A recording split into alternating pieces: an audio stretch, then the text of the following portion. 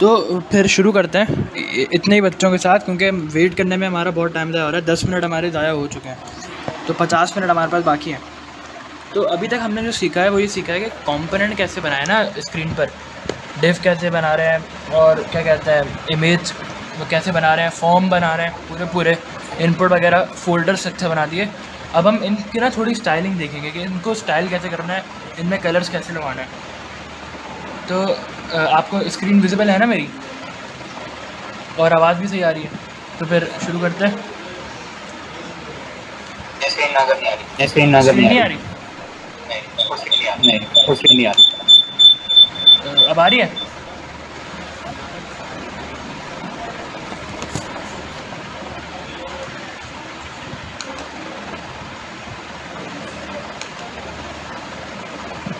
अब आ रही है स्क्रीन नज़र?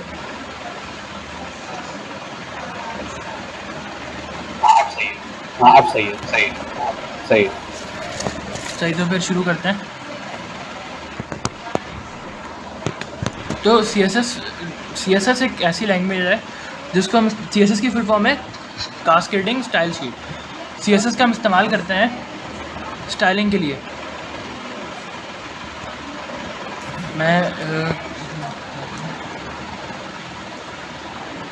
तो ये होता है हमारा स्टाइल का टैग। इसके अंदर अपनी CSS लिख सकते हैं। अपनी CSS हम दूसरी फाइल में भी लिख सकते हैं, लेकिन अभी आज के लिए हम पहले देखते हैं कि उसी फाइल में कैसे लिखेंगे जिस फाइल में हमारी HTML है।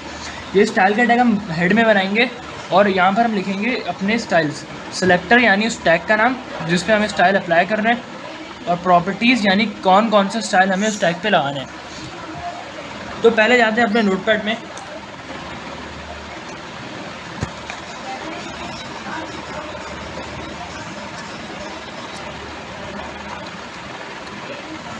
यहाँ मैं एक नई फाइल बना रहा हूँ।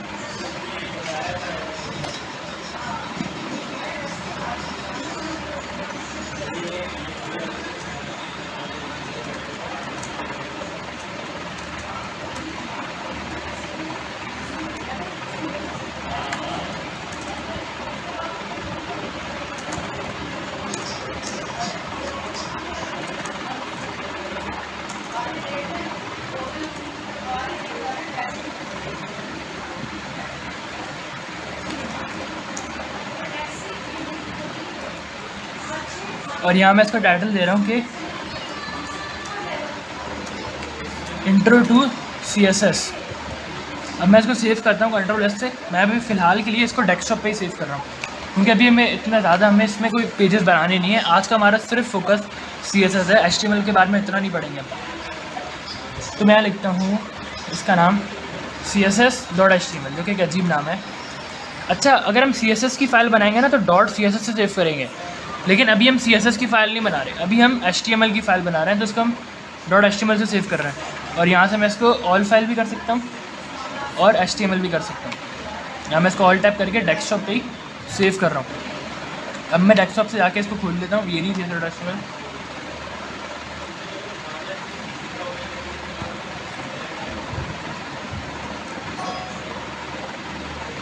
ये मेरी वेबसाइट खुल गई।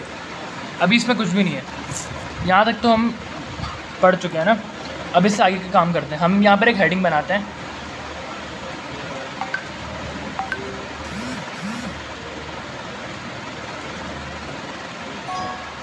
और इस हेडिंग का नाम मैं रखता हूँ मैं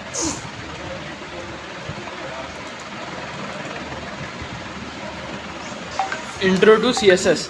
अब मैं इस हेडिंग में थोड़े से ना स्टाइल्स अप्लाई करूँगा। किस तरीके से? मैं जाता हूँ, सेव करता हूँ, यहाँ रिफ़्रेश करता हूँ, या इंट्रो टू CSS आ गया। अब मैं 2 तरीके हैं CSS अप्लाई करने के। वैसे 3 तरीके हैं, लेकिन आज हम सिर्फ 2 तरीके देखेंगे। एक तरीका यह है कि यहाँ पर मैं एक एट्रीब्यूट दूँ स्टाइल का, स्टाइल इक्वल और कोटेशन मार्क, इसके अंदर मैं अपनी CSS लिख दूँ। वो मैं कैसे लिखूँगा? मैं प्रॉपर्टी का नाम और प्रॉपर्टी की वैल्यू लिखूँगा। मैं लिखता हूँ यहाँ पर टेक्स्ट माइनस अलाइन, ये मेरी प्रॉपर्टी का नाम है, और इसकी वैल्यू क्या दे रहा हूँ मैं? सेंटर। मैं यहाँ सेव करता हूँ, रिफ़्रेश करता हूँ, तो ये टेक्स्ट जो है सेंटर हो गया। अब मैं एक बार फिर से बताता हूँ मैंने ये क्या काम किया। टेक्स्ट माइनस अलाइन सेंटर में ये क्या काम किया है? मैंने सिंपल प्रॉपर्टी का नाम लिखा और फिर प्रॉपर्टी की वैल्यू लिख दी।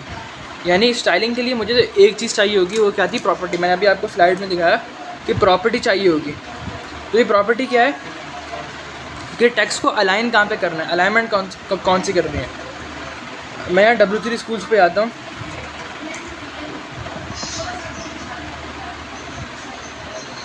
यहाँ मैं जाऊँगा ट्यूटोरियल्स पे, यहाँ CSS रेफरेंस पे,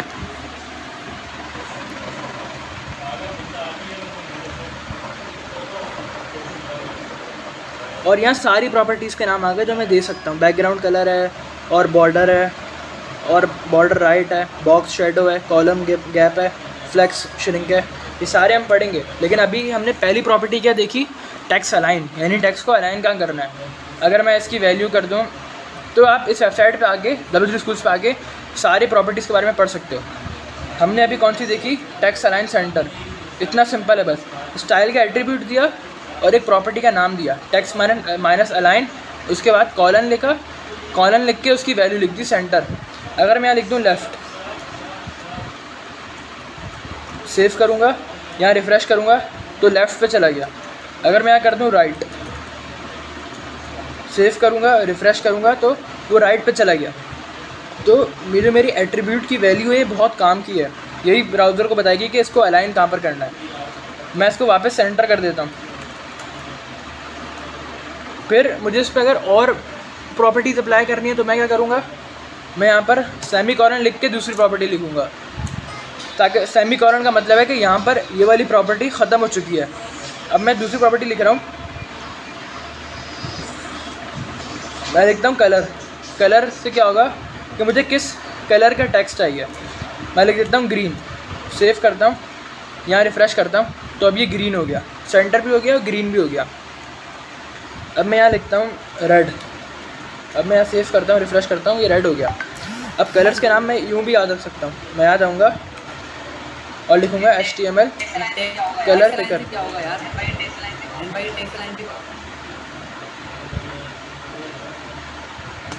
क्या बोल रहे हो फरहान?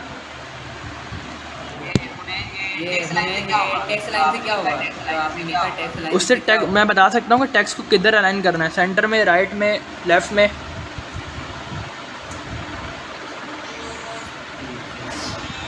सही।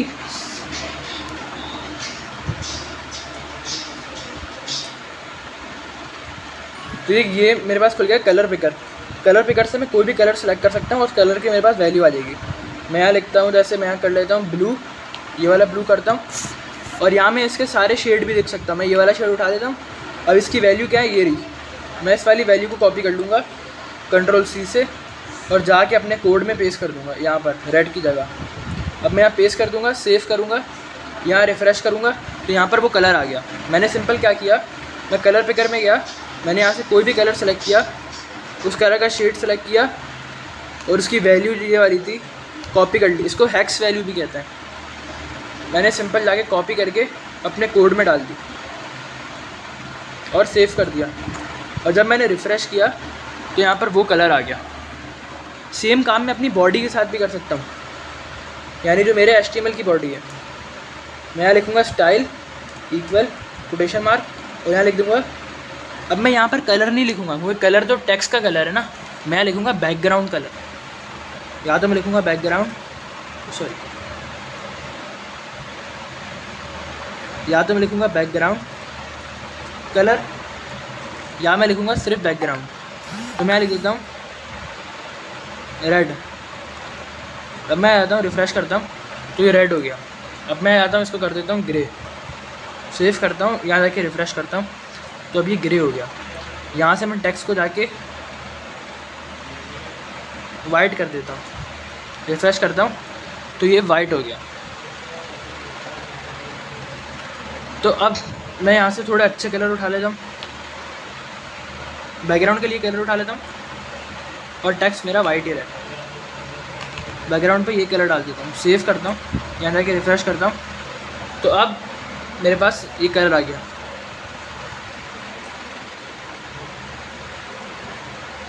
अब दूसरा तरीका क्या है, मैं यहाँ पर जाता हूँ, एक पैराग्राफ लिखता हूँ, इस पैराग्राफ को मैं स्टाइल देता हूँ सेंटर, और इसको यहाँ बंद कर देता हूँ। और यहाँ मैं टेक्स्ट लिखता हूँ कि this is a introduction to styles using CSS। Save करता हूँ, रिफ़्रेश करता हूँ और ये टेक्स्ट मेरा यहाँ पर आ गया। अब ये सेंटर क्यों नहीं हुआ?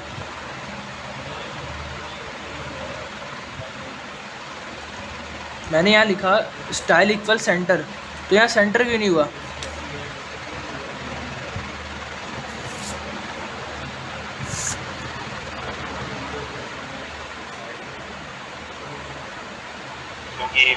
क्योंकि पैराग्राफ तो लाइन छोड़ता है, वो पिछली लाइन में होता तो वो सेंटर हो जाता है। पैराग्राफ लाइन छोड़ता। नहीं, मैंने तो क्या कहते हैं पैराग्राफ वाले टैग के अंदर स्टाइल लिखा है ना सेंटर।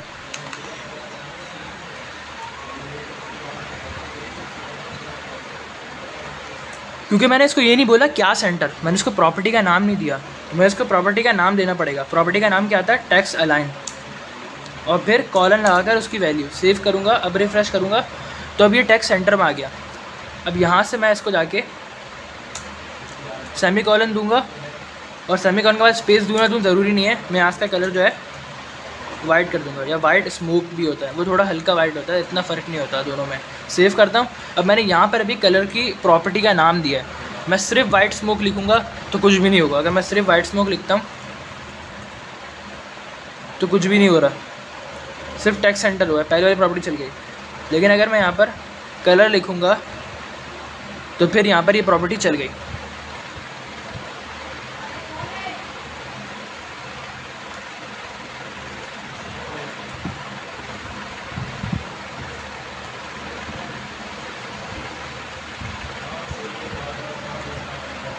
अब मैंने इसे सेव किया, रिफ़्रेश किया और ये वाइट हो गया। अब लेकिन अब इससे क्या हो रहा है? अब मैं यहाँ पर एक और प्रॉपर्टी पे आता हूँ, फिर मैं आपको एक नई चीज़ सिखाता हूँ। अब एक और प्रॉपर्टी होती है फॉन्ट फैमिली। फॉन्ट फैमिली क्या होती है? लिखने का तरीका। फॉन्ट फैमिली में लिखता हूँ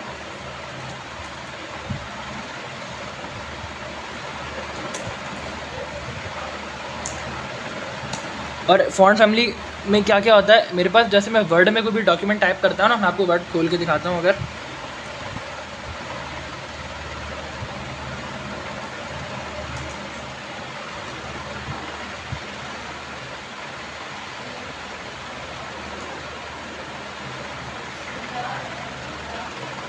अगर मैं यहाँ कोई टेक्स्ट लिख रहा हूँ तो यहाँ पर मैं इस टेक्स्ट की राइटिंग चेंज कर सकता हूँ।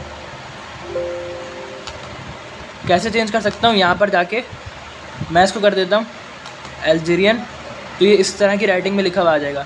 अगर मैं इसकी राइटिंग यहाँ से जाके चेंज कर दूँ एरियल, तो ये इस तरह का हो जाएगा। अगर मैं इसकी राइटिंग चेंज कर दूँ तो ये इस तरह का दिखेगा। तो मैं इसकी राइटिंग चेंज कर सकता हूँ, सही। तो इसको कहते हैं फ़ॉन्ट। और फ़ॉन्ट, ये फ़ॉन्ट फैमिली है कि कौन सा फ़ॉन्ट आपने इस्तेमाल करना है। CSS में मैं फ़ॉन्ट फैमिली लिख कर सकता हूँ। अब जैसे यहाँ पर मुझे अगर इस तरह लिखना है ना, जिस तरह मुझे ये इस तरह लिखना है, तो मैं सिंपल जाके ये फ़ॉन्ट यहाँ लिख दूँगा। इस फ़ॉन्ट का नाम यहाँ लिखूँगा, सेव करूँगा, जाके रिफ़्रेश करूँगा, अभी मेरे पास उसी तरह लिखा आ गया। तो मुझे जो भी फ़ॉन्ट पसंद आ रहा है अपने वर्ड में भी, मैं वो फ़ॉन्ट यहाँ अप्लाई कर सकता हूँ। मैं यहाँ जाके सेलेक्ट कर लेता हूँ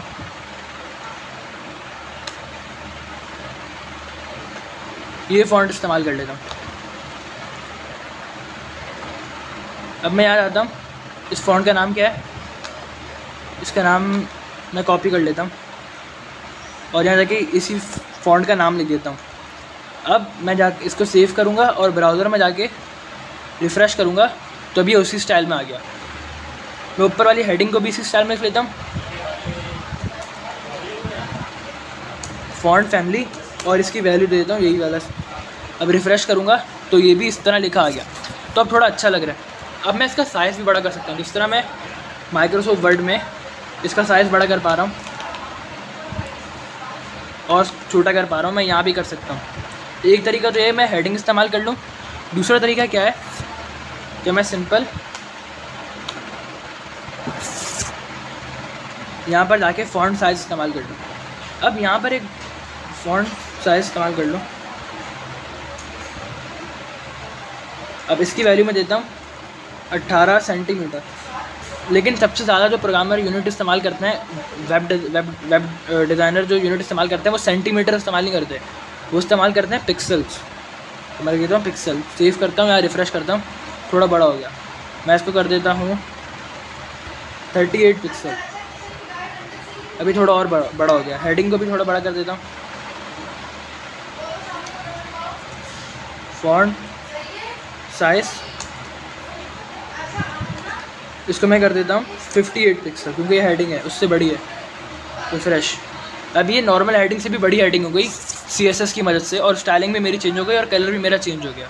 अगर यहाँ तक आपके पास कोई सवाल है तो आप पूछ सकते हैं, फिर मैं आपको नई चीज़ पढ़ाता हूँ।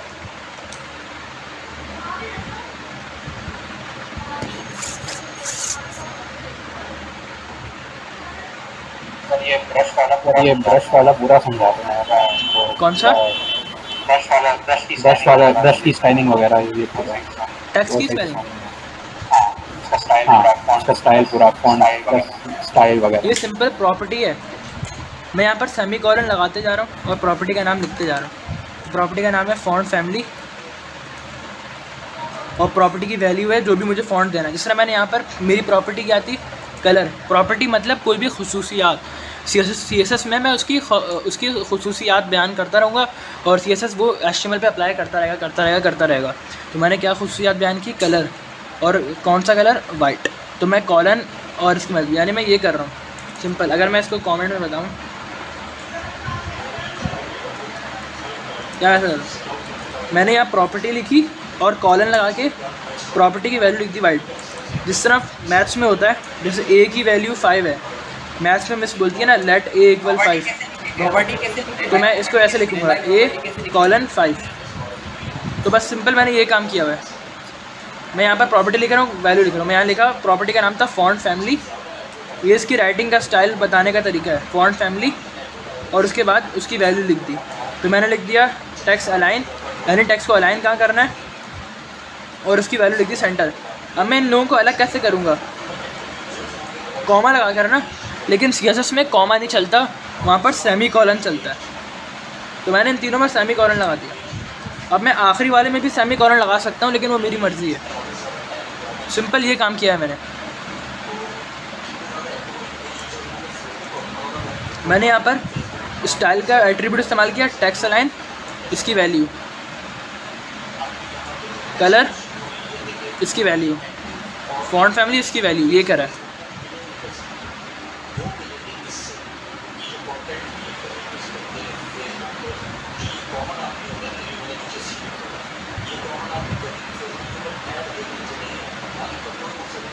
समझ आया और समझाऊँ? ये मैंने अपना ही करने की कोशिश करी, तो उसमें मतलब वो स्टाइल नहीं आ रहा, मेरे पास वो स्टाइल नहीं आ रहा। इंट्रोड्यूस CSS जो मैंने लिखा ना, वो मेरे पास वो स्टाइल नहीं आ रहा। जो ब्रश करके मैंने टाइप करा है, कहीं से सेव करके नहीं लिखा, डायरेक्ट टाइप करा है वो स्टाइल। आज स्पेलिंग चेक कर लें एक बार, स्पेलिंग चेक कर लें। ब्रश स्क्रिप्ट एम्प्टी,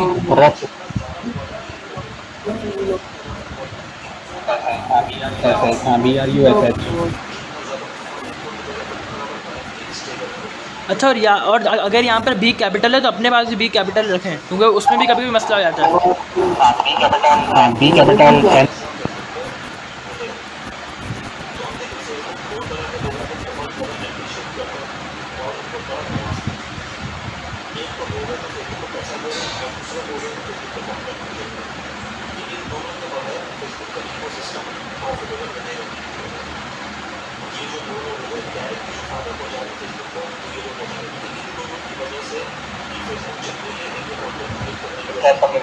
सही, आगे बढ़े फिर।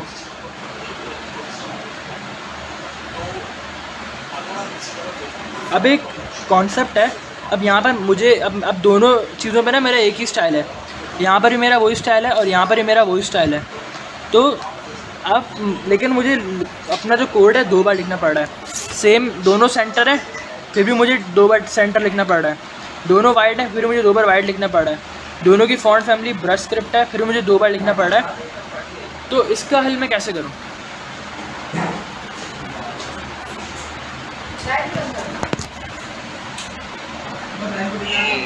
ये जो निकाला था ये वो स्टाइल जो ब्रश था वो मतलब किस पे निकाला था? वर्डप्रेस पे निकाला? नहीं, ये क्या कहते हैं भाई, कभी डिज़ाइनर निकालते हैं, कभी कुछ ये लोग निकालते रहते हैं। नहीं मतलब अभी जो लिखा है वो कहाँ से रेफरेंस? मैंने माइक्रोवर्ड से, वो जल्दी वर्ड दिखा था। या फिर मैं यहाँ से भी उठा सकता हूँ। मैं यहाँ सर्च कर सकता हूँ गूगल पे के supported font family in CSS। ये मैं सर्च करूँगा, यहाँ पर सारी फॉन्ट फैमिली आ जाएंगी।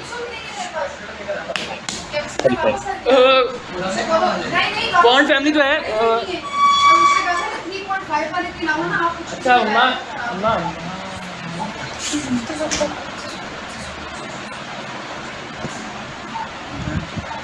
तो यहाँ पर सारी सपोर्टेड फॉन्ट फैमिली आ गई।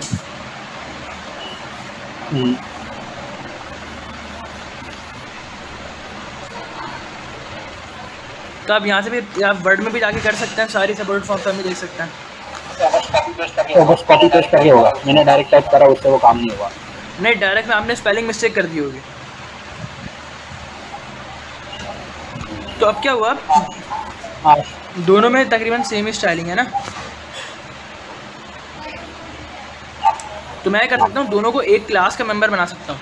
बजाय यहाँ पर स्टाइल लिखने के मैं यहाँ लिखूँगा क्लास, और मैं सारे स्टाइल को कॉपी कर लूँगा, यहाँ से कॉपी कर दूँगा और यहाँ से भी डिलीट कर दूँगा,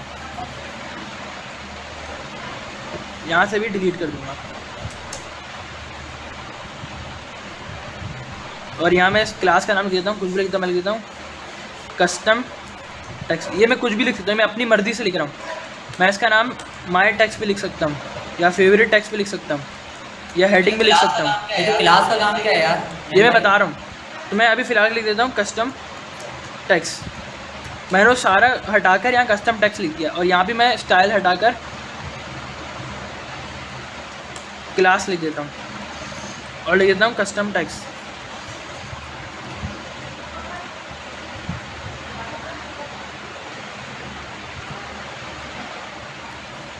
और यहाँ लिख देता हूँ स्टाइल का टैग बनाऊँगा, यहाँ पर ख़त्म करूँगा। और अब मैं करूँगा ये सारे जितने भी स्टाइल है ना वो यहाँ लिख दूँगा, लेकिन कस्टम टेक्स्ट लिख के यहाँ लिखूँगा कस्टम टेक्स्ट, 2 कर्ली ब्रैकेट लगाऊँगा, और उसके बाद वो सारी प्रॉपर्टी मैं यहाँ लिख दूँगा।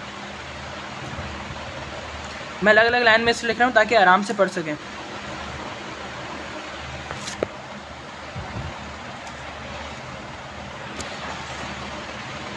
और मैं यहाँ पर क्लास के नाम से पहले डॉट लगा दूँगा। इससे क्या होगा, अब ये मेरी क्लास बन चुकी है। अब ये क्लास में जहाँ जहाँ लगाता रहूँगा ना, वहाँ मैं अब क्या हुआ, मैंने यहाँ पर सिर्फ क्लास लिख दिया कस्टम टेक्स्ट, और यहाँ लिख दिया क्लास कस्टम टेक्स्ट। अब इससे क्या हुआ कि सिंपल तरीके से मैंने एक ही बार सारा कोड लिखा और मैंने कस्टम टेक्स्ट लिखा, और मेरा स्टाइल खुद ही अप्लाई हो गया। अब मैं इसको सेव करूँगा और यहाँ जाके जब रिफ़्रेश करूँगा ना तो ये ऑटोमेटिकली अप्लाई हो गया।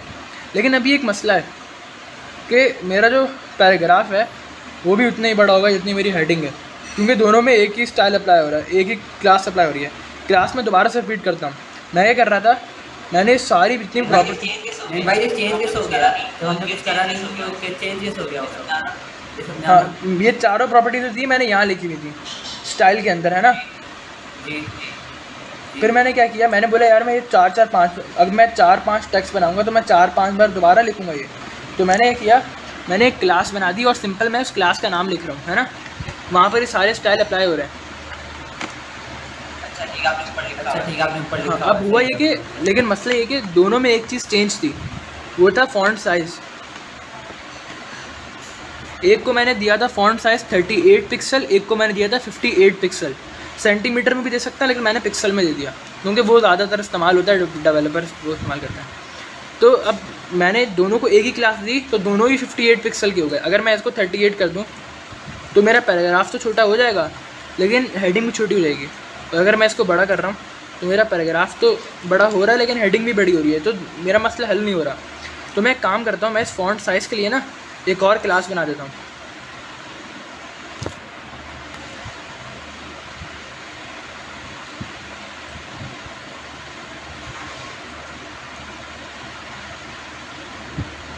तो मैं क्या क्लास बनाता हूँ, मैं इस प्रॉपर्टी को यहाँ से हटाता हूँ और मैं क्लास बनाता हूँ स्मॉल टेक्स्ट कर्ली ब्रैकेट और उसकी वैल्यू। तो यहाँ मैंने इसे बंद कर दिया, तो ये लार्ज है। और यहाँ नीचे मैं लिखता हूँ डॉट स्मॉल टेक्स्ट और यहाँ मैं छोटा बना देता हूँ उसे।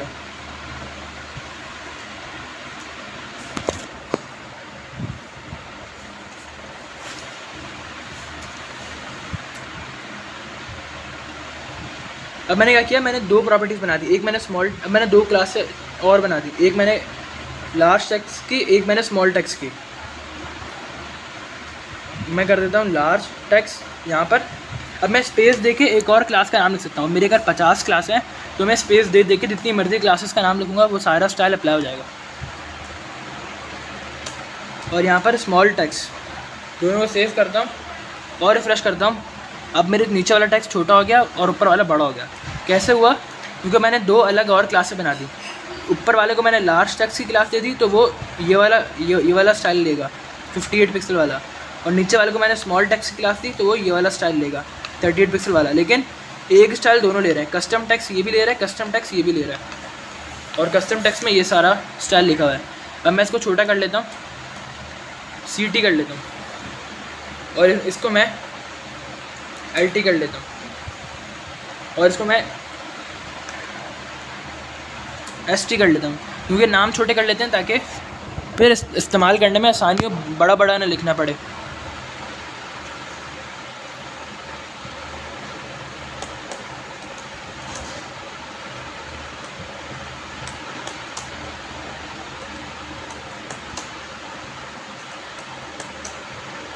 तो ये CT और LT हो गया। तो कोई फ़र्क नहीं पड़ा, मैंने बस क्लास का नाम चेंज कर दिया, छोटा कर दिया। इस क्लास का नाम आप कुछ भी रख सकते हैं।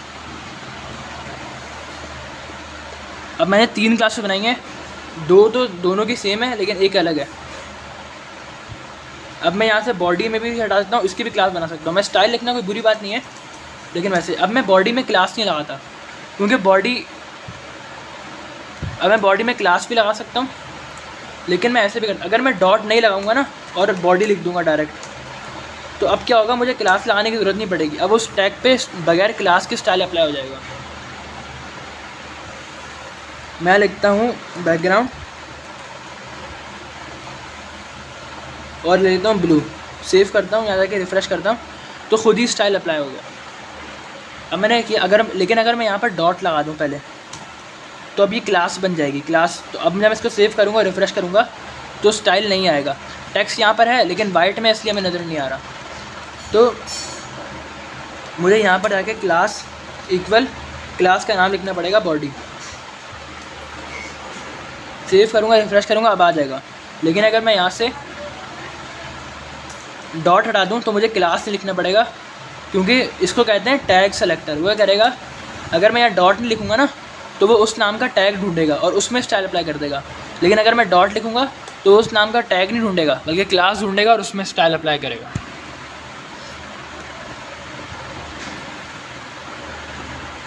सेव करते हैं, रिफ़्रेश करते हैं, और मेरा कोड वैसे ही काम कर रहा है।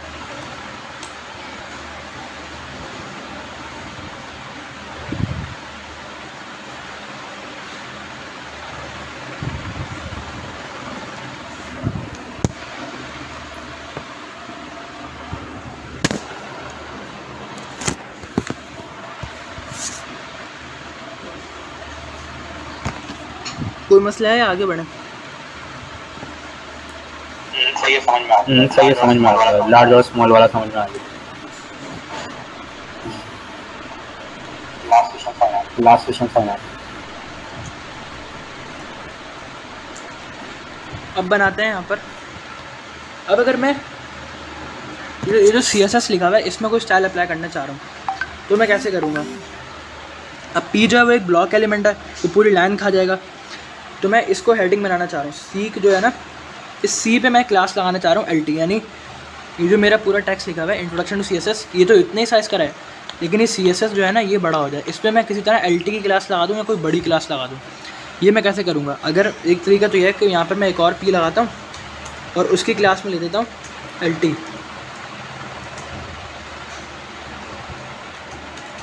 लेकिन उससे क्या होगा, पी एक ब्लॉक एलिमेंट है, ये CSS अलग लाइन पे चला गया। और ये यहाँ पर आपने एक बात नोट करी कि ये ब्लैक कलर का ही आ रहा है और कोने में ही आ रहा है, क्योंकि इसमें मैंने LT तो अप्लाई किया है लेकिन CT अप्लाई नहीं किया। मैं यहाँ CT अप्लाई करता हूँ। अब इसको सेव करता हूँ, रिफ्रेश करता हूँ। अभी सेंटर आ गया लेकिन छोटा रह गया। 2 क्लासें कैसे चलाऊँगा, स्पेस दे के दोनों क्लासेस का नाम लिख दूँगा। जितनी मर्जी क्लास होंगी स्पेस दे के उनका नाम लिखता चला जाऊँगा।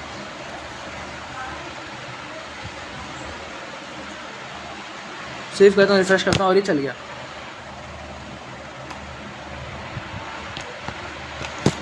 अब लेकिन अब क्या मैं चाह रहा हूँ, ये लाइन में भी तो उसी लाइन में आए, अलग लाइन में जाए ना।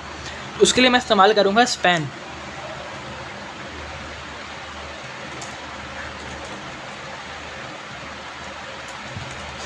स्पैन एक ब्लॉक एलिमेंट नहीं है। मतलब अभी क्या हो रहा था, अगर उसको सिर्फ इतनी सी जगह भी चाहिए थी तो पूरी एक लाइन ले रहा था। पैराग्राफ का ये मसला है कि वो पूरी लाइन ले लेता है, अपनी अगली पिछली पूरी लाइन ले लेता है, चाहे उसका सिर्फ एक वर्ड ही क्यों ना हो।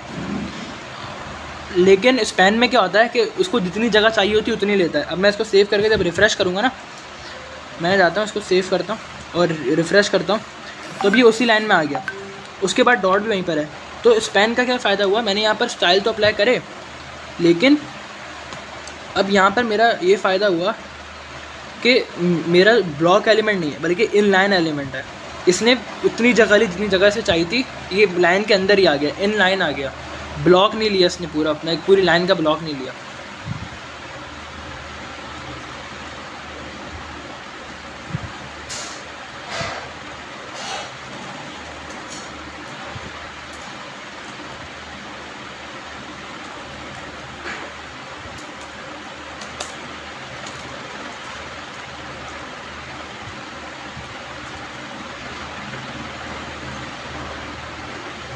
तो मैं इसको ऐसे भी लिख सकता था। अब एक हैरत की बात यह है, मैंने यहाँ सिर्फ कलर दिया और फॉन्ट साइज़ दिया। ये जो क्या कहते हैं राइटिंग का स्टाइल इसके पास कहाँ से आ गया, ये तो मैंने इसको नहीं दिया। वो इसलिए आया क्योंकि ये जो स्पैन एलिमेंट है ना, ये दरअसल इस पैराग्राफ एलिमेंट के अंदर है। तो HTML CSS में और HTML दोनों में एक चीज़ होती है, पेरेंट एलिमेंट और चिल्ड्रन एलिमेंट। अब ये जो पैराग्राफ है ना, ये स्पैन जो है ये पैराग्राफ के अंदर आ रहा है, तो ये पैराग्राफ इस स्पैन का चिल्ड्रन है। सॉरी, ये स्पैन जो है इस पैराग्राफ का चिल्ड्रन है और पैराग्राफ जो है वो इस स्पैन का पेरेंट है। अब इसमें क्या होगा, जो भी स्टाइल मैं P में अप्लाई करूँगा ना, वो ऑटोमेटिकली इसमें अप्लाई हो जाएगा। यानी अगर मैं यहाँ से वाइट कलर भी हटा दूँ तो भी जब मैं यहाँ के सेव करके रिफ़्रेश करूँगा तो कोई फ़र्क नहीं पड़ेगा। सेव किया, रिफ़्रेश किया, कोई फ़र्क नहीं पड़ा, ये अभी भी वाइट कलर का है, क्योंकि जो भी चाइल्ड एलिमेंट होगा, चाइल्ड टैग होगा, वो अपने पेरेंट टैग की सारी प्रॉपर्टीज़ ले लेगा। लेकिन अगर मैं इसको कोई ऐसी प्रॉपर्टी दे रहा हूँ जो पेरेंट के पास थी, जैसे मैंने इसको फॉन्ट साइज़ दिया, ये जो मैंने इसको फॉन्ट साइज़ दिया है, ये पेरेंट के पास 38 पिक्सल था, लेकिन इसको मैंने अलग से 58 पिक्सल दे दिया। तो अब ये क्या करेगा, अब ये पेरेंट की बात नहीं सुनेगा, अब ये अपनी प्रॉपर्टी उसके ऊपर अप्लाई करेगा। तो मैं यहाँ से इसको हटा के क्लास भी दे सकता हूँ, स्टाइल भी दे सकता हूँ, मेरी मर्ज़ी है। मैं फ़िलहाल के लिए इसको स्टाइल ही दे रहा हूँ। सेव करता हूँ। तो इसके पास ये सारी प्रॉपर्टीज़ कहाँ से आई, अपने पेरेंट के पास से। इसने अपने पेरेंट से सारी प्रॉपर्टीज़ ले ली। यानी जिस तरह अगर मैं इस पैराग्राफ के अंदर एक और स्पैन बनाता हूँ और इसमें लिखता हूँ CSS stands for cascading style sheets।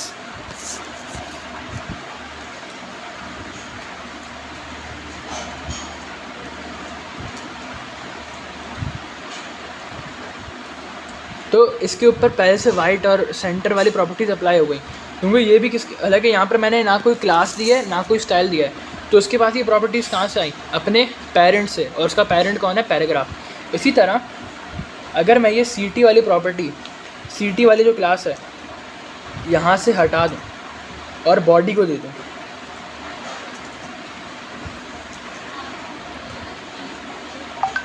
और रिफ़्रेश करूँ तो भी कोई फ़र्क नहीं पड़ेगा, क्योंकि बॉडी किसका पेरेंट है, ये जो हेडिंग है और ये जो पैराग्राफ है और ये स्पैन है, ये तीनों पेरेंट है बॉडी के। हेडिंग और पैराग्राफ जो है वो बॉडी के चिल्ड्रन है और स्पैन जो है वो ग्रैंड चिल्ड्रन है। तो ग्रैंड चिल्ड्रन के पास भी वो सारी प्रॉपर्टी चलेंगी। अभी थोड़ा अजीब है सुनने में, लेकिन प्रोग्रामर इसको पेरेंट ग्रैंड चिल्ड्रन ही कहते हैं। हेडिंग और पैराग्राफ आपस में सिबलिंग है, सिबलिंग एलिमेंट है, और ये वाकई में ऐसा ही है।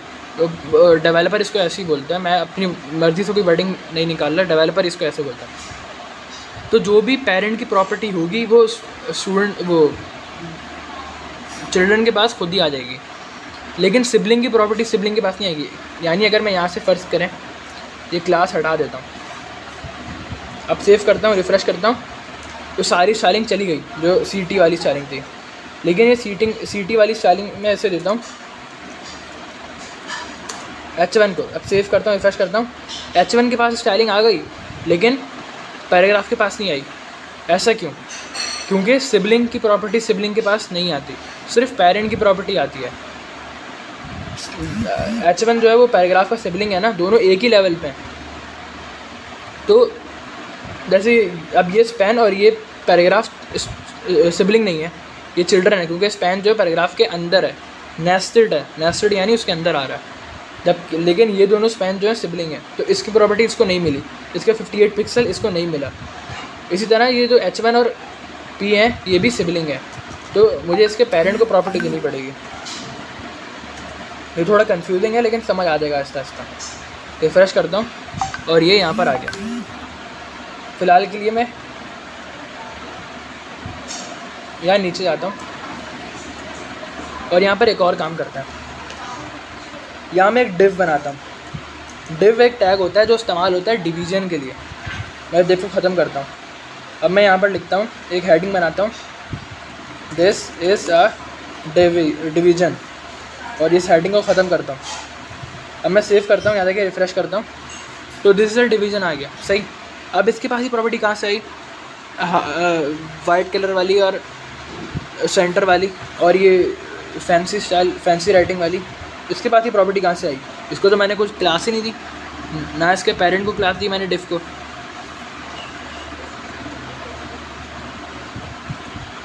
ना मैंने इसको कोई क्लास दी है, ना मैंने इसके पेरेंट को कोई क्लास दी है, ना कोई स्टाइल दिया है। फिर इसके पास ये स्टाइलिंग कहाँ से आई कि वाइट कलर का टेक्स्ट हो गया और स्टाइलिंग हो गई और ये सब कुछ इसके पास कहाँ से आया? H1 और डिफ के पास।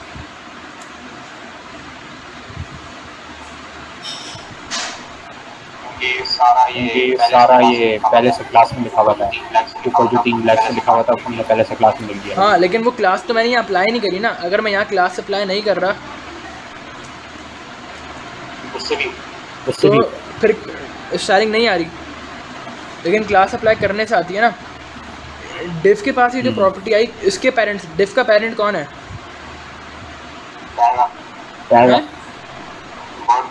बॉडी। ये पैराग्राफ क्यों है? क्योंकि वो से इनहेरिट करा है। डिफ का जो पेरेंट है वो बॉडी है, पैराग्राफ जो है इसका सिबलिंग है, यानी इसका बहन भाई है, क्योंकि दोनों एक ही लेवल पे हैं। अगर मैं डिफ को इसके अंदर डाल दूँ,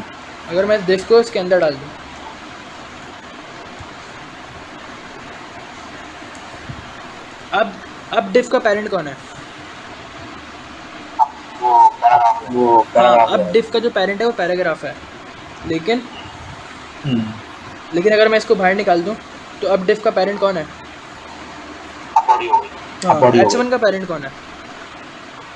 H1 का पेरेंट वो बॉडी का नहीं, H1 का पेरेंट डिव है, क्योंकि H1 डिव के अंदर है।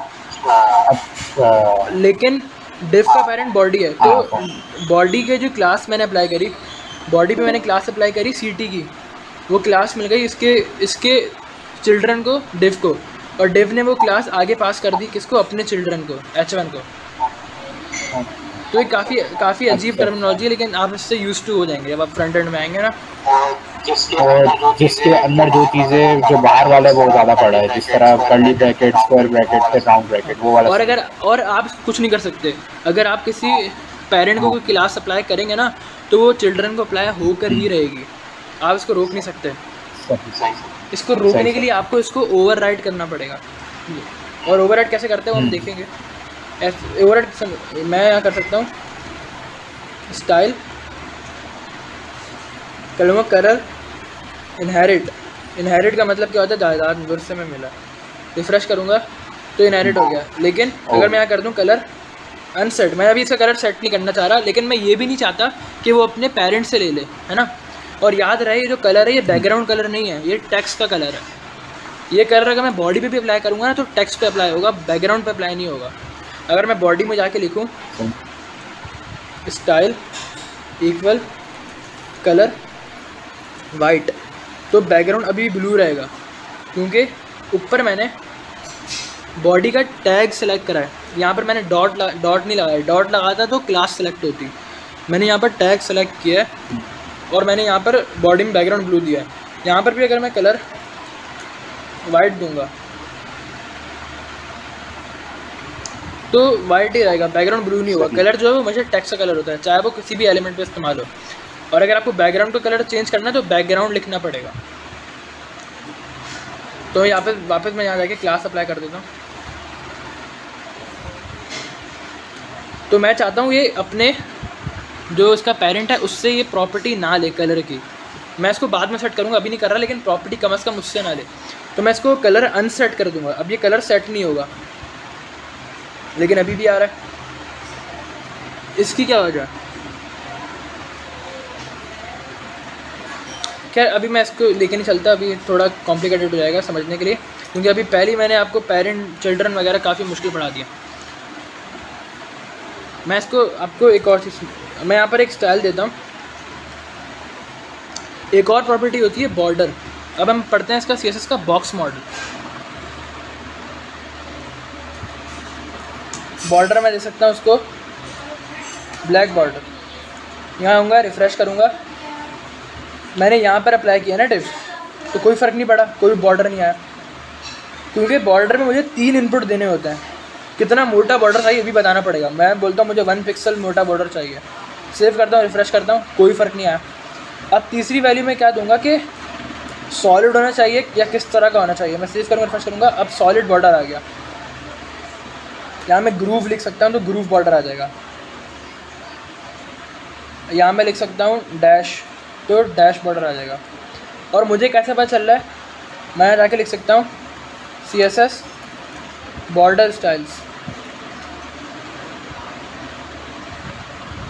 तो यहाँ पर सारे बॉर्डर स्टाइल आ जाएंगे। डैश आ गया, डॉटेड आ गया, सॉलिड आ गया, डबल आ गया, ग्रूव आ गया। तो कोई अप्लाई करता है, मैं अप्लाई करता हूँ डबल्ड। शायद मैंने स्पेलिंग गलत कर दिया, डबल है, सॉरी।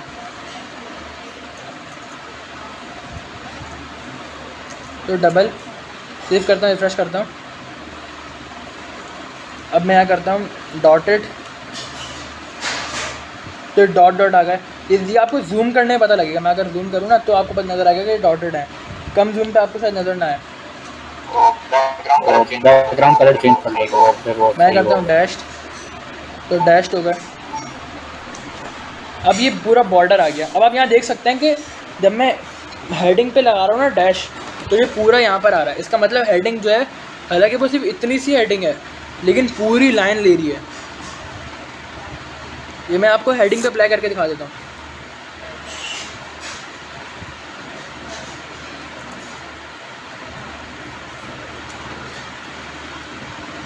ये देखें, हेडिंग पूरी लाइन ले रही है, ब्लॉक एलिमेंट है हेडिंग। अब यही मैं आपको स्पैन पे अप्लाई करके दिखाता हूँ। ये देखें, स्पैन में सिर्फ इतने एरिया में अप्लाई हो जितने एरिया में स्पैन है, क्योंकि स्पैन एरिया ही इतना ले रहा है। स्पैन का जो बॉर्डर है वो सिर्फ यहीं तक का, जितना बड़ा स्पैन है उतना बड़ा उस बेचारे का बॉर्डर है, लेकिन हेडिंग पूरी लाइन पे बॉर्डर लगा रही है, पूरी लाइन ले रही है, क्योंकि हेडिंग जो है वो ब्लॉक एलिमेंट है और स्पैन जो है वो इनलाइन एलिमेंट है।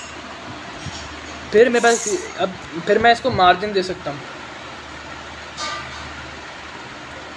मैं यहाँ पर आपको डायग्राम दिखाता हूँ पहले बॉक्स मॉडल की।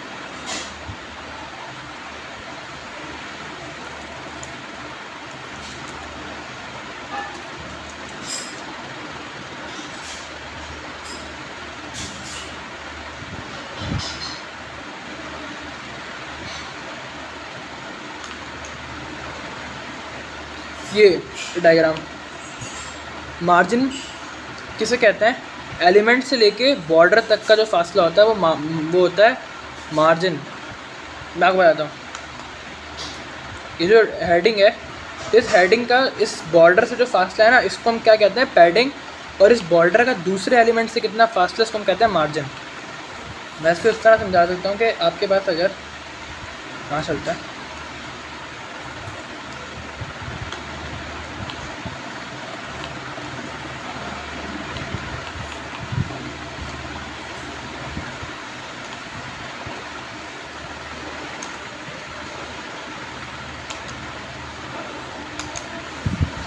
मेरे पास एक टेक्स्ट लिखा हुआ है, मेरे पास ये एच लिखा हुआ है, सही। अब मैंने इसको एक डब्बे में बंद कर दिया, मैंने इसको एक डब्बे में बंद कर दिया एच को। अब ये एच इस डब्बे की बाउंड्री से कितना दूर है, इसको हम कहते हैं मार्जिन, सॉरी पैडिंग। ये हमारा होता है पैडिंग, ये हमारा होता है पैडिंग। मैं पी लिख रहा हूँ अभी। और ये डब्बा दूसरी चीज़ों से कितना दूर है, इसको हम कहते हैं मार्जिन। ये होता है CSS बॉक्स मॉडल। मैं भी आपको इसको और अच्छे से समझाता हूँ। डब्बे बनाते हैं और सीखते हैं। मैं यहाँ पर एक और डिफ बनाता हूँ,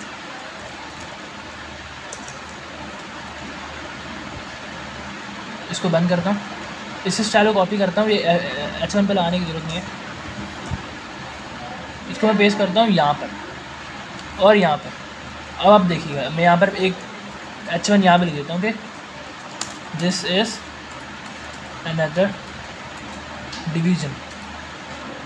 सेव करता हूँ, आगे रिफ़्रेश करता हूँ, तो अभी 2 बॉर्डर आ गए। अब देखें कि H1 जो है ये थोड़ा दूर है इससे, इसके क्या कहते हैं, बॉर्डर से H1 दूर है। ये जो फासला है ना H1, किसी भी डिफ के जो बॉर्डर है, डिफ के अंदर वाले एलिमेंट उससे कितने दूर है, ये होता है पैडिंग। मैं आपको इस तरह बताता हूँ कि सॉलिड कर लेते हैं इससे, ताकि ठोस लाइन आए। सेव करूँगा, रिफ़्रेश करूँगा और यहाँ लाइन। अब यहाँ मैंने ए की प्रॉपर्टी की 3 वैल्यू दी हैं, क्योंकि ये प्रॉपर्टी होती है ऐसी है। अब मैं यहाँ पर इसमें 3 वैल्यू ही देनी होती हैं। आप अलग अलग भी दे सकते हैं, लेकिन वो फिर ऐसी। तो मैं यहाँ लिखता हूँ मार्जिन। अब मैं इसको मार्जिन देता हूँ 5 पिक्सल की। अब मैं यहाँ सेव करके रिफ़्रेश करूँगा, अब देखें थोड़ा धक्का लगा इसे, 5 पिक्सल दूर है। अब मैं इसकी मार्जिन बढ़ाता हूँ 15 पिक्सल। सेव करता हूँ, रिफ़्रेश करता हूँ, अब थोड़ा और धक्का लगा। तो इन दोनों डिव के आपस में जो फासला है, एक टैग का दूसरे टैग के आपस में जो फासला है, उसको हम कहते हैं मार्जिन। अब मैं यही मार्जिन इसे देता हूँ और करता हूँ 15 पिक्सल। सेव करता हूँ, जाके रिफ़्रेश करता हूँ, सॉरी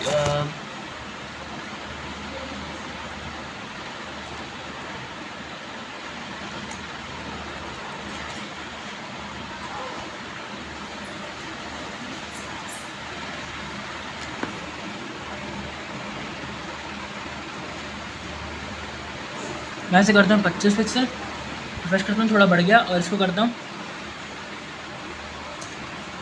25 पिक्सल। तो वो 25 पिक्सल का फासला इसने लिया और 25 पिक्सल इसने लिया। अब मैं इसको मार्जिन टॉप पे भी दे सकता हूँ। अगर मैं लिख दूँ मार्जिन माइनस टॉप, तो सिर्फ टॉप पे मार्जिन आएगी।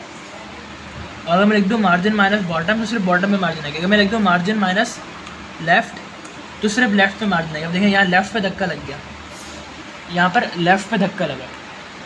अगर मैं कर दूँ मार्जिन राइट, तो यहाँ पर अब देखें तो सेव कर दिया, और यहाँ जाके मैं रिफ़्रेश करता हूँ, तो अब राइट पे धक्का लगा और ये लेफ़्ट की तरफ घिसट गई। तो इससे क्या हो रहा है, मार्जिन से क्या हो रहा है, बॉर्डर के बाहर धक्का लग रहा है। और बॉर्डर किसका है, डिव का। डिव को मैंने क्या किया, स्क्रीन को टुकड़ों में तोड़ रहा हूँ, मैं डिवीज़न बना रहा हूँ स्क्रीन के, तो बाहर। अब लेकिन अगर यहीं पे मैं पैडिंग दे दूँ, अब पैडिंग से क्या होगा, अब देखिएगा, अब अंदर धक्का लगा, बॉर्डर के अंदर की साइड पे जो एलिमेंट थे वो बॉर्डर से और दूर होगा। अगर मैं इस पैडिंग को दोबारा बढ़ाऊँ, इस पैडिंग को मैं कर देता हूँ 55 पिक्सल। सेव करता हूँ, यहाँ देखिए रिफ़्रेश करता हूँ, तो अब ये एलिमेंट दूर हो रहे हैं, बाहर वाले एलिमेंट दूर नहीं हो रहे।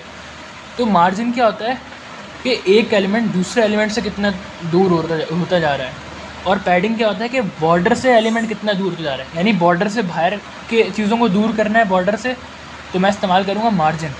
बॉर्डर की अंदर की चीज़ों को दूर करना है बॉर्डर से, तो मैं यूज़ करूँगा पैडिंग।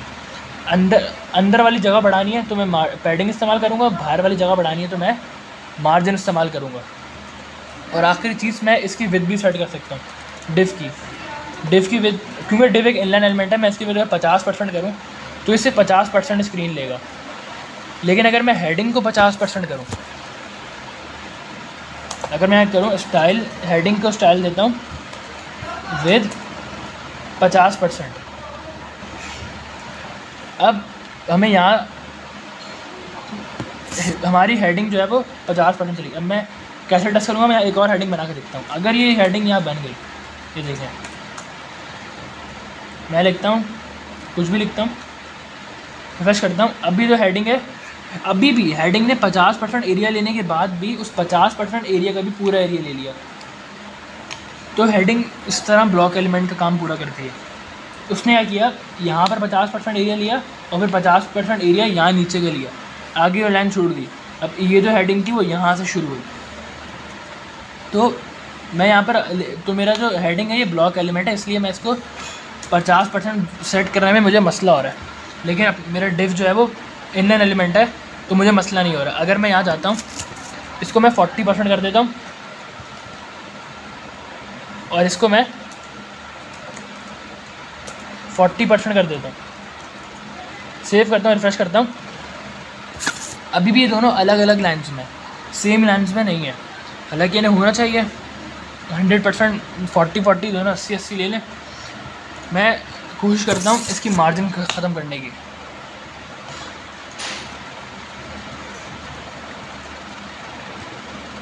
अभी भी ये दोनों एक दूसरे के साथ नहीं आए, एक ही लाइन में। ऐसा क्यों हुआ? ऐसा हम पढ़ेंगे तरसों वाली क्लास में, ग्रिड सिस्टम में। लेकिन इसके कुछ शॉर्टकट तरीके हैं, इनको एक लाइन में लाने के, इनको एक रॉ में लाने के, एक कॉलम में लाने के। उसको हम सीखेंगे फ्लेक्स बॉक्स की मदद से, और वो हम सीखेंगे कल। अभी हमने कुछ प्रॉपर्टीज़ पढ़ी, मैं आपको ये सारा कोड ग्रुप में शेयर कर देता हूँ और आपको कुछ और प्रॉपर्टीज़ भी देता हूँ पढ़ने के लिए। उन प्रॉपर्टीज़ की आपने प्रैक्टिस करनी है और अभी के अभी आपने अपने कोड में अप्लाई करके देखना है, ताकि आप वो भूल ना जाएं। मैं इसके लेक्चर को भी अपलोड कर दूँगा, तो अगर अभी आपके पास कोई सवाल है तो आप पूछ सकते हैं।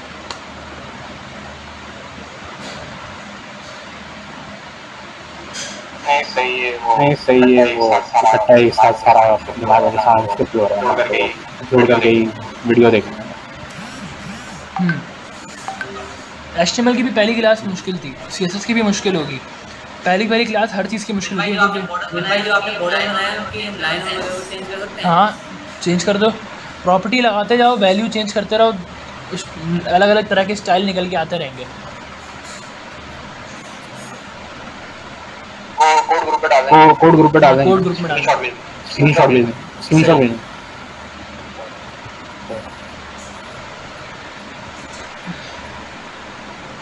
और कोई सवाल है तो आप पूछ सकते हैं।